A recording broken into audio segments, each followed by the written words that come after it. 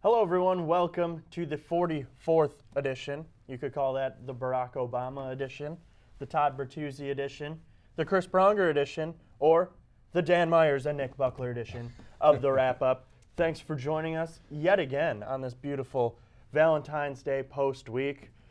Time to hit the gym after enjoying chocolate. Me and my dog really enjoyed Valentine's Day this year. Did me proud, as always. You know what didn't? The NBA All-Star Game. This is just a scrutiny, just outright BS.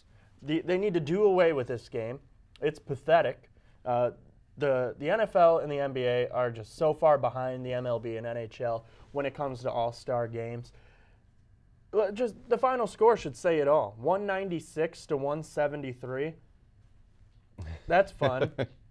With incredible defense going on the whole game. I don't think there was one attempt. There was no defense Nope. at all in that game. It was pathetic. I don't care. I mean, I hate basketball. I think most of our viewers hate basketball. I despise the NBA. So the fact that it's leading our show today, it's troublesome to me. I need to find out who makes this rundown here and have a word with. Oh wait, that's me. Ew.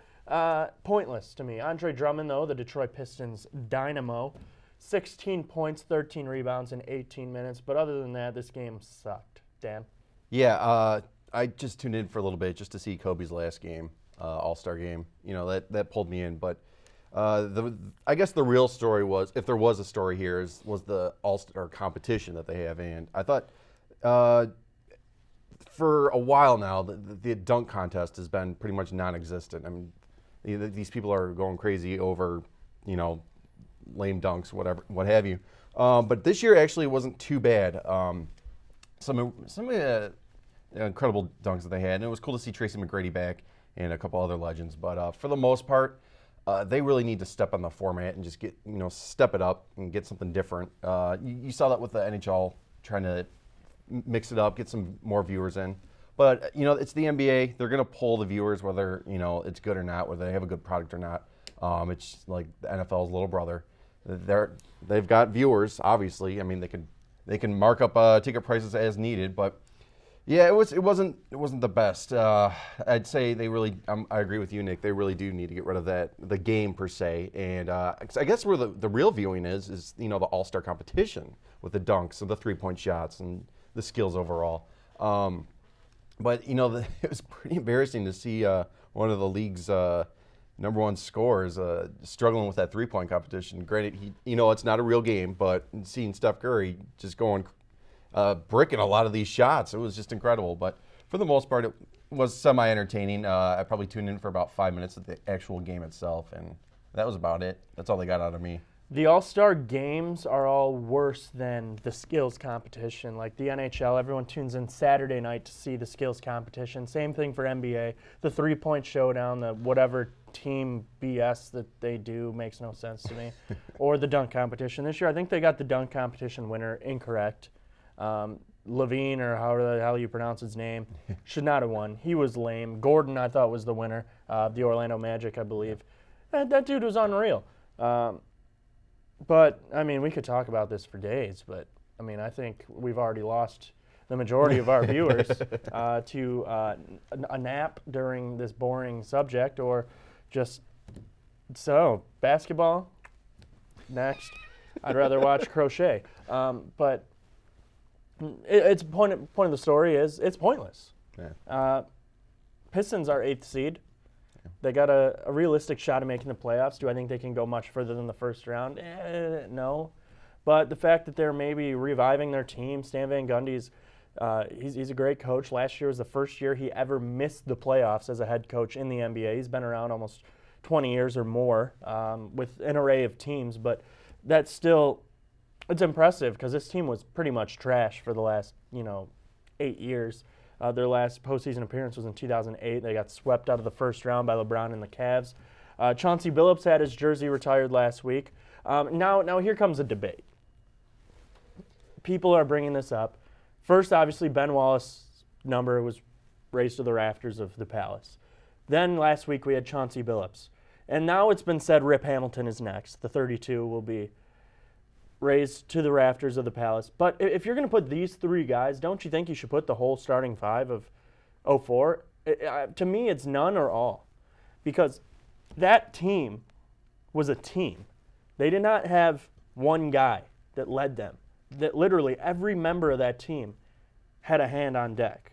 And to me, I think Rashid should be next, and Tayshaun after that. Yeah, absolutely. It was that going to work era with that team was just unbelievable. And you're right, there was no stars per se. It was just there was a good chemistry between them, and that's when you have a good chemistry with any sports team, you're going to win championships. That's just, it goes without saying. But yeah, definitely. Honestly, I really thought Chauncey was really the glue to that team.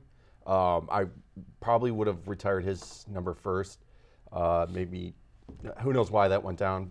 Ben Wallace was, a good retire. He did us bad, though. When he left for the money, it just... He did leave a sour taste in most Pistons' mouths, excuse me.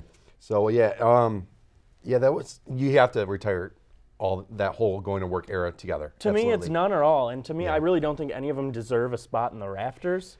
If you look at it, Ben Wallace was here, 6 years? Rip Hamilton was here the most. I think he was here 9. Yeah. Chauncey was here 6 years. Tayshaun was here 5.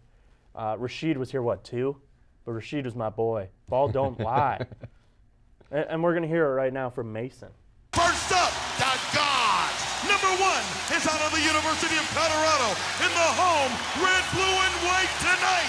The 6'3", Chauncey Billups. From Connecticut at 6'7", number 32, Piston guard Richard Rip Hamilton. The forward from North Carolina, number 30 at 6'11". Once again, time for the world to see Mr. Rasheed Wallace. Number 22 from Kentucky at 6'9". It's Palace time for the Prince, Tayshaun Prince. At 6'9", the center, wearing the big red 3 from Virginia Union University. Ben Wallace. So, I mean, that was it. I missed that. Oh, man. That was... It was prime If time you to be don't get basketball. chills from that, I don't know what you get. Yeah. Well, while they're You at it, don't why have don't they a just pulse. retire George Mason, too? George Mason. Is that his name? George? I'm thinking of the college. I'm thinking The- NCAA basketball. Sorry, I got the retired- tournament. He does not look like a George. to He me, does but- not look. Mason. We'll just retire Mason up there. Mason. Big M for Mason. Sorry. The microphone. Exactly. Why not retire? Who does that song? The Final Countdown. Oh, that awful commercial. Is it Foreigner? No, it's Phoenix or something like Yeah, that. There was a why not one-hit retire wonder. that song too? I don't know while who we're it at was, but they're in that awful commercial now. Yeah. When they're in the lounge at work, The office and setting. the lady's warming up her day-old burrito, and it's spinning around, and you hear the final count. If you're in the band, I think it's Phoenix or something. Phoenix? Maybe. It's not Foreigner? No, it's not Foreigner. It's a one-hit wonder. But anyways, that along with basketball, very pointless in itself. We digress. But yeah, retire them all. Retire Lindsey Hunter. Retire me for being a season ticket holder in 04. Just if you're just getting way too happy, you're gonna have every number gone. You're gonna have number 314 next year playing for him because you can't wear any numbers 0 through 99. Look at the Joe. Right. Joe Lucerina has 7 retired numbers, and that's even going to be tough to be next. With countless all-stars in NHL. Look at the guys who've gone through there. Shanahan's not getting his 14 retired. He was great. Right. Sergei's not getting 91 retired. That's not happening. People are still going to say, oh, they haven't said no. It's not happening. Sergei is not material to be up there. Sure, he was a great player. He did us bad. The Red Wings are a classy organization. You got to retire with that team if you want to be up there. Sergei did not. Smell you later, Serg. People wanted Osgood up there. No.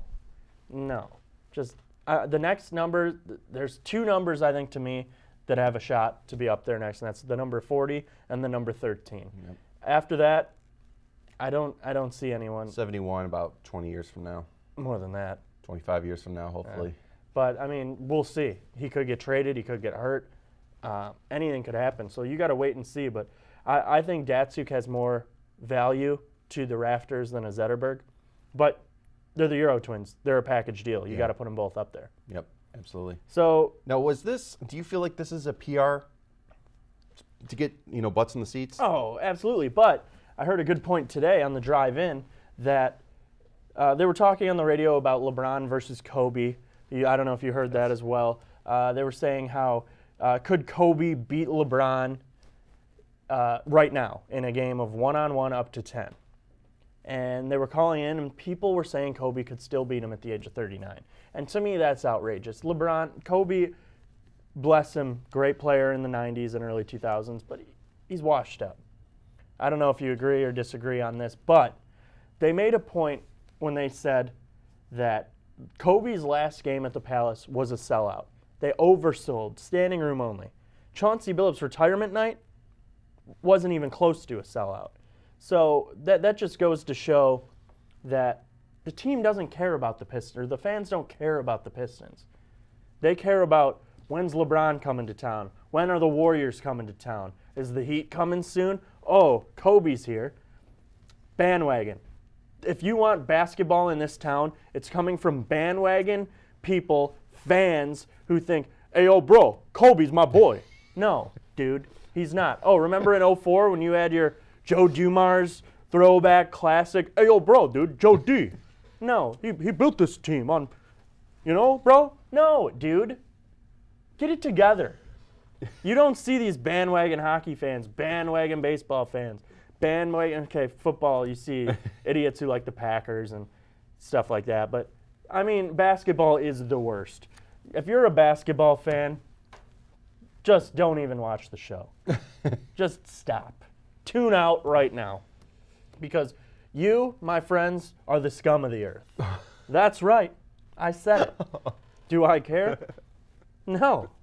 I don't care. Because, and I'll tell you why. I already did tell you why. Do I need to elaborate? Maybe because they can't read or can't listen. They're idiots. Dude, Kevin Durant, bro. No, pal. It's not. Dan, do you have anything to say? Just a question is, do you think if we moved downtown that we'd be pulling? No. No. So with that whole that opens up a issue whole nother going can. on with them bringing in a new stadium downtown to either share with the Wings or to give them their own stadium, which personally, if it was up to me, the Wings, I think, have the prized history that they deserve their own stadium. I hate the fact that there's some teams and professional organizations that share the stadium. I'm old school. We grew up with 4 different stadiums, arenas, and each sports team had it. This whole sharing thing, I know it's a way to save money or whatever for owners, but it's definitely they have to have their own stadium. That's just my take. I agree, Short, 100%. But saving money right now for the Pistons is right now. They own the Palace. They don't have to pay rent to anyone. Mm-hmm. They'd be stupid to move downtown. And to me, they wouldn't draw any better if they moved downtown. They're still an awful franchise.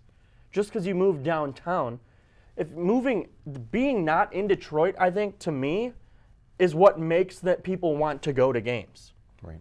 People dread, I got to go downtown.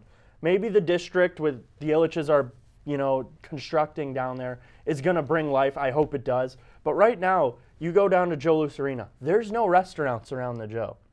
There's nothing. Hardly any parking. It's a nightmare to get in and out of that garage. Yep. It's just, it was thrown up way too quickly, and I love going to see the Wings. I love once I'm there, but that whole spot or that whole journey getting there is a nightmare. And there's been times in the past that I have turned down tickets just because I wasn't in the mood. Am I kick myself now for doing that? Yes, because the Joe's on its way out, but still, I'm with you. I'd much rather just drive straight up 75 to the Palace, park in, get on, get off. And the best part of it is it's right next to the freeway. Exactly. You slide right out there onto Interstate 75. You can go up to Mackinac. You can go all the way down to Miami from there. It doesn't matter.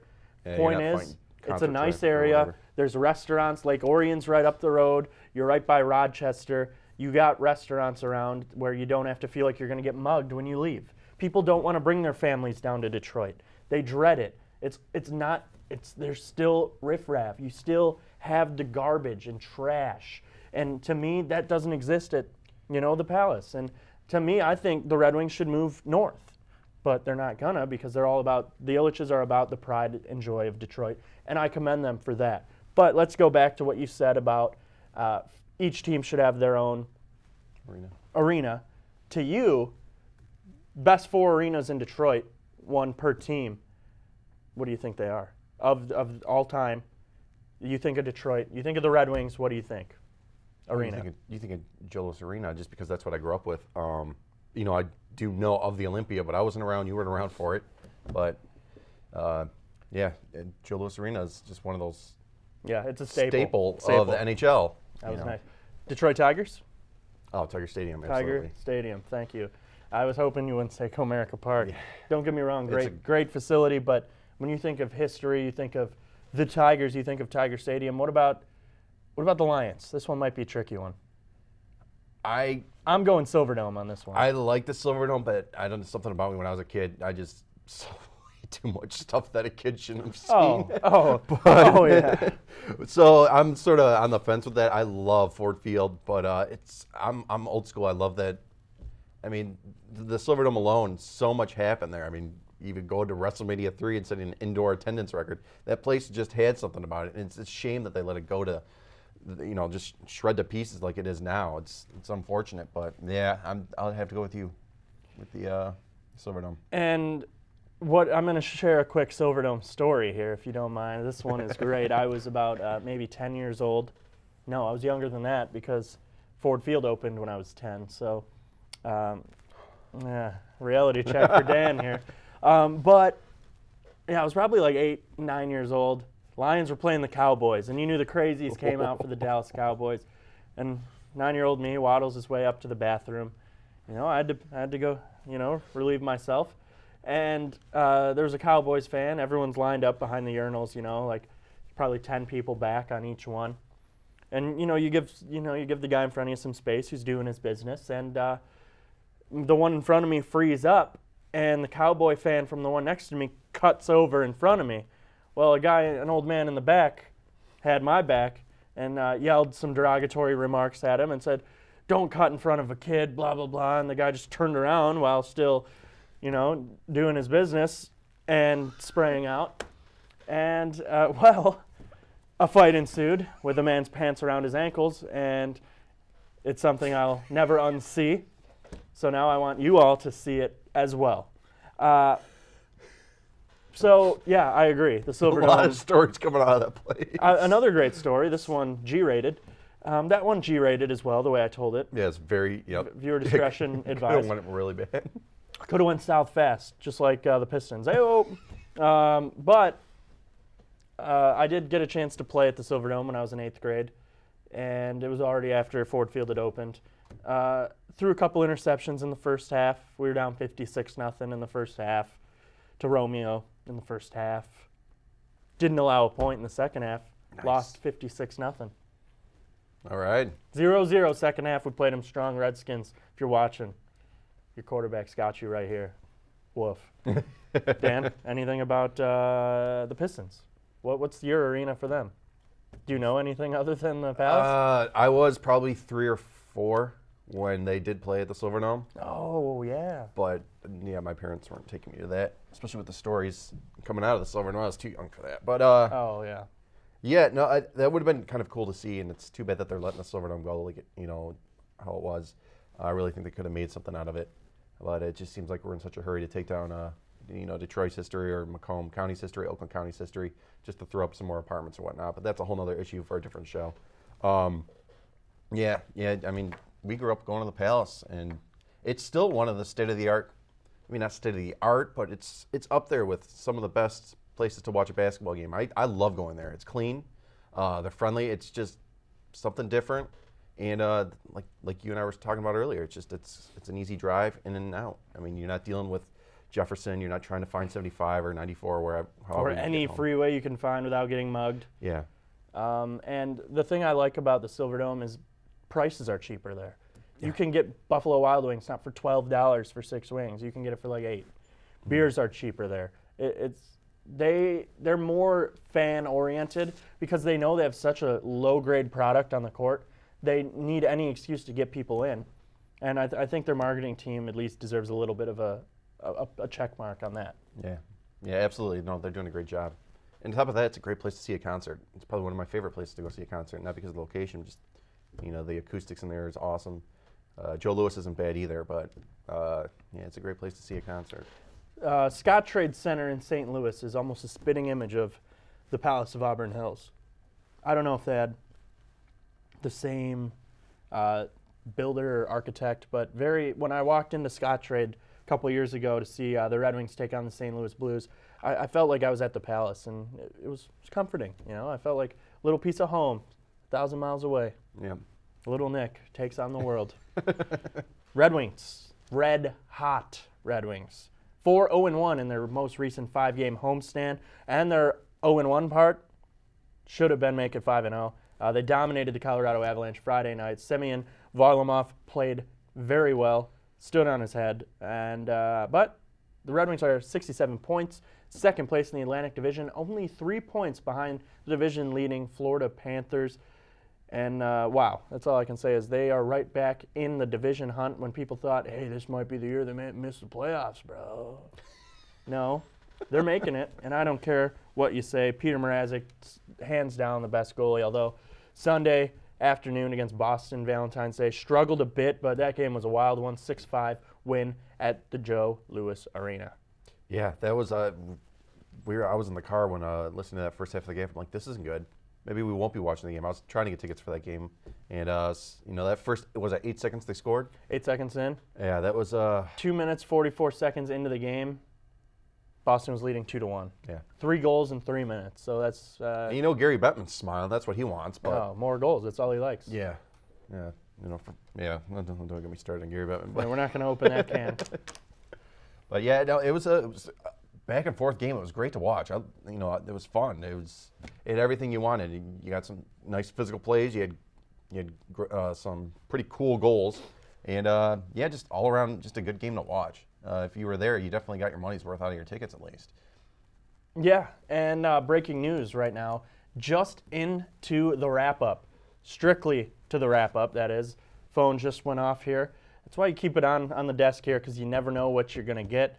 Pavel Datsyuk just named the #1 star of the week in the NHL, and he has been red hot. It's the Pavel Datsyuk of old. Jeff Blashill putting Z and Pav on a line together, something Mike Babcock really never did in his time here. He would for like a half of a game. Blashill said it's to stay because ever since he's put them together, the Wings 4-0-1, playing great. And Datsyuk notches his 900th point on Sunday and joins the likes of only 5 other players.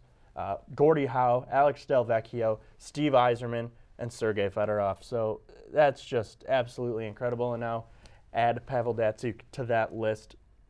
#1 star, and definitely well-deserved. Yeah, absolutely. I'm just a ricochet shot away from getting a hat trick. He was that close. But I was just getting ready to give up on him. Not give up. All right, let's be real. Not give up, but it was just getting really Talking to frustrating. yourself there? Yeah. Voice in your head telling Yeah, I you was not going back quite? and forth in my head. Do I want it? Nah. Yeah, he just seems spooked, and he just wasn't the same person that he should have been. He just wasn't playing that typical Pavel Datsyuk game. And for him to come out and score 2 goals like he did against Boston, and it was good to see. He's not ready to quite hang him up yet. No, he's got another year after this as well. You could say spooked all you want, but he's not. He's not scared of anything, and he's Pavel, 900 points. But the big thing about this little streak the Wings have been on, their shots on goal have gone up dramatically. They were 29th in the league in shots going into the homestand. They're now up to 18th, almost up to 30 shots per game. They had 44 on Friday, 35 on Sunday, 41 on Wednesday. So they've just really been peppering the other team's attack, and I really think Andreas Athanasiou has been a big part, just to add speed to every line. First line, you have Datsuk. There's your speed. He's still quick. Second line, you have Dylan Larkin. Third line, you have Andreas Athanasiou. Fourth line, you have Darren Helm. You have the speed on every line, and that's just huge in the NHL. It's such a dump and chase game nowadays than it was from the old grind it out in the corners, bump and run, puck possession kind of game. It's really been different, but the trade deadline's coming up. The Red Wings do still, I feel like, have a couple needs. They have a backup goalie that's making $5.3 million. I think Jimmy Howard has to be on the move. And I wrote down 3 needs that they really need. And Dan, number 1 is a top 6 forward. They need a goal scorer. I don't care. They have so much depth, but you're going to say, oh, well, that's going to require them to get rid of somebody. But to me, they have so much to give. Look at these guys that are down in Grand Rapids that aren't getting a chance to play. You got Anthony Mantha. You have Eric Tangradi. Anderson was sent down there. I mean, even Mitch Callahan and Tyler Bertuzzi are down there just waiting. Andreas Athanasiou finally got a chance. When you have Darren Helm playing on your fourth line, look at the depth you have. Riley Sheahan's down there as well. They need a scorer, and they have room to get rid of some guys. That's not. I mean, sure. Oh man, we're gonna have to get rid of a guy who's been here. It's what you got to get. It's a business, and if they want to make a cup run this year, I feel like they can, but they're just a couple players away. I also have backup goalie on the list because I'm anticipating a trade of Jimmy Howard. I think Calgary would be a great spot for him. Kari Ramo was just placed on IR, so they're just rolling with Jonas Hiller, who has seen better days. I think a change of scenery would be best for both Jimmy Howard, but who's going to back up Peter Mrazek? He can't play every game. I don't think Jared Coro is quite ready. I don't think Tom McCollum is ready either. They're both struggling in Grand Rapids right now. So I think a backup goalie either signed or via trade is necessary, and then a depth defenseman. You look at our D. It's soft. Eriksson needs to go. Brendan Smith's pretty rough as well. But getting Cronwall back is going to be huge. And I guess getting Eriksson back, but I'd rather not. But Cronwall is going to be big to get back. Package him, have him with Mike Green. Kyle Quincy's played well this year, and Danny DeKeyser. Those 4 guys, to me, are a good core group of D. But that bottom 2 pair, I don't know if Marchenko's quite the player that we thought he might have been at the end of last year. He's made some boneheadish plays, but I definitely would like to see a 3-4 guy come our way. Yeah, you're right. Absolutely. Going back to what you're saying about the depth that we have in Grand Rapids, a lot of those guys, they're first and second liners in Grand Rapids on any other team for the most part. Yeah, so if we could wheel them, bring them up to the Wings and then get rid of some of those other guys that were talked about, that'd be great too. I agree with you as far as we need a big D-man. Eriksson and DeKeyser's been doing pretty good lately, but we need somebody that's going to protect our young stars, especially if we're going to bring these young guys up from Grand Rapids. We definitely need an enforcer because without that, I mean, look at any great team. They've always had an enforcer to protect their young stars, and we're definitely lacking that right now. And if we're not going to, our 2 big guys aren't going to use their size and to intimidate other teams, especially dirtier players, then thanks for nothing, but, here are your papers, see ya. Send them to another team. We need somebody strong. We need somebody strong and maybe aggressive like a Ryan Getzlaf earlier in this day. I'd love to see that, but you're right, we do need some big D guys. One thing that I noticed, but you mentioned Brendan Smith. I'm not the biggest Brendan Smith fan as of recently. I attended a few games, and I noticed that the only time you really see Brendan Smith is, I think you and I were having this conversation a while back, the only time you really see Brendan Smith is when he makes those boneheaded plays or he's just not there. I was watching him thinking, why do we have this guy? What is he doing on this lineup? He is a hard worker, and there's a lot that you don't see because, let's face it, defensemen aren't really covered as much as your forwards are. I was really impressed with his play that you don't normally see behind that, whether he's just making little moves that can definitely help out a team and get them down the ice to the offensive zone. But, going back to what I was saying, I definitely want a big defenseman. That can be huge. Really need an enforcer, really need a defenseman. I guess we'll find out in the coming weeks. The trade deadline just 2 short weeks away. We'll have you covered on the wrap-up. Dan Myers, Nick Buckler, we're going to peace out, and we'll see you next week.